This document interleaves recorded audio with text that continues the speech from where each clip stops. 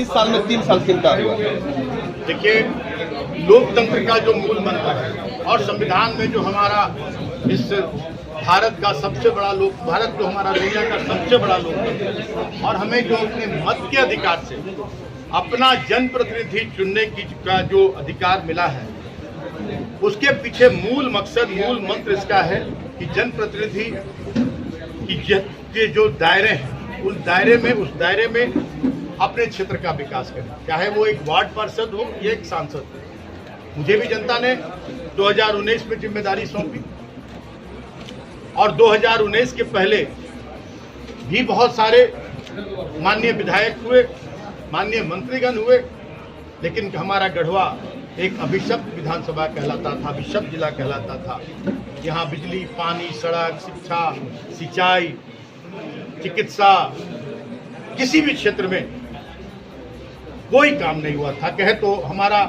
गढ़वा 17वीं सदी में गिरा और आज 5 वर्ष पूरे होने जा रहे हैं। पूरा हुआ नहीं है, अभी और भी समय बाकी था, लेकिन इन बहुत कम समय में 2 साल कोरोना में चला गया, 6 महीने सरकार को परेशान किया गया। हम लोगों को मात्र 2.5 वर्ष काम करने के मिले और हमने आज पूरे कहें कि हमारी भारतवर्ष की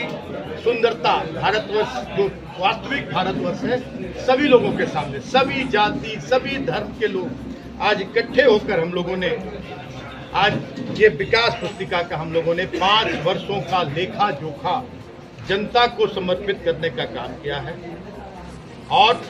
जनता से हमारा विशेष आग्रह है, हम तो सभी घर तक नहीं पहुंचा पाएंगे, लेकिन जहां भी ये उपलब्ध हो, और आपको भी जरूर हम देंगे, आपको एक कॉपी हम जरूर देंगे। मैं आपके माध्यम से पूरे गढ़वा विधानसभा की जनता से अपील करूंगा कि कहीं से भी उपलब्ध कराकर ये जो विकास पुस्तिका है 13 तारीख के पहले जरूर इसका अध्ययन करें,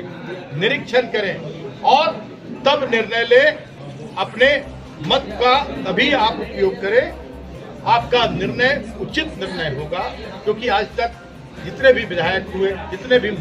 सांसद हुए, मंत्रीगण हुए, सभी लोगों ने गढ़वा को अपनी जागीर समझा, गढ़वा की जनता को अपना गुलाम समझा, जनता का वोट लूटा और जनता का हक अधिकार लूटने का काम किया। ना यहाँ बिजली थी, ना पानी था, ना सिंचाई की सुविधा थी, ना शिक्षा था, ना सड़कें थी, कोई भी मूलभूत सुविधा यहाँ नहीं थी। मैंने आज अल्प समय में गढ़वा को पूरी तरह से बदलने का काम किया है। और वैसे लोग जो आज तक जनता को छलते आए, आज भी उनके आंख पर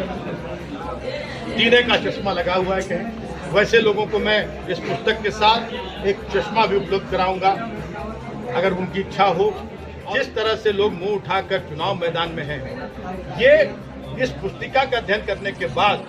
मुझे लगता है कि उन्हें अपनी उम्मीदवारी वापस ले लेनी चाहिए, क्योंकि किसी को 10 साल समय मिला, किसी को 17 साल समय मिला, एक कदम भी आगे नहीं बढ़ा गढ़वा। और ये मेरे 2.5 वर्षों की उपलब्धि है। मैंने 5 वर्षों का लेखा जोखा कहा है, लेकिन 2.5 वर्षों की उपलब्धि है। अभी और भी बहुत काम बाकी है। मैं आपके माध्यम से पूरे गढ़वा विधानसभा की जनता को ये अपील करूंगा कि अपना वोट विकास के नाम पर, अपने हक अधिकार के नाम पर, सरकार की योजनाओं का जो लाभ मिल रहा है उसके नाम पर दें। और अगर लोग इस पर विचार करके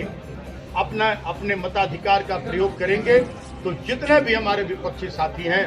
वो एक वोट के लिए लालायित होंगे, एक वोट उन्हें के लिए सोचना पड़ेगा और उनकी जमानत जब्त हो जाएगी। सिर्फ और सिर्फ जुमलेबाजी और फूट डालो, राज करो और व्यक्तिवाद पर अब निर्भर रह गई है। आज वैसे दल जो अपने आप को सबसे बड़ा लोकतांत्रिक दल कहती है,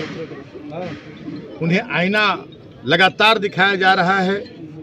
उस दल के बड़े बड़े दिग्गज लोग झारखंड मुक्ति मोर्चा में शामिल हो रहे हैं और उसी कड़ी में आज एक और बहुत बड़ा संदेश आज उस दल को देने का काम हमारे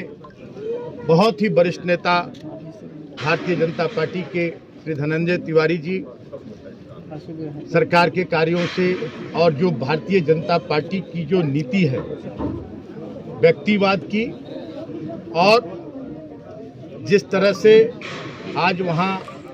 लोकतंत्र खत्म हो रहा है,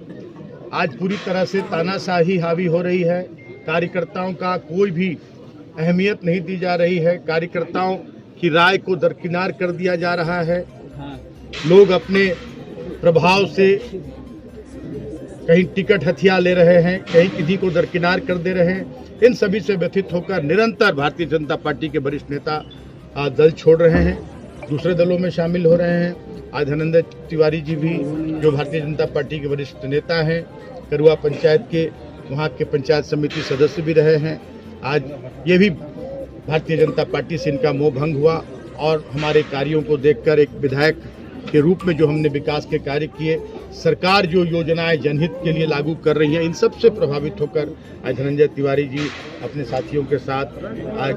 झारखंड मुक्ति मोर्चा में विधिवत शामिल हुए हैं। मैं आपके माध्यम से और इन्हें